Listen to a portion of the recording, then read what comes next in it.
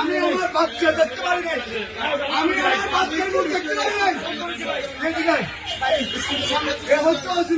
ওর নাম পণ্ডিত, ও আসলে লাঞ্ছিত করেছিল, লাঞ্ছিত করেছিল, আমাদেরকে মিছিল করতে দেয় নাই, বাচ্চাকে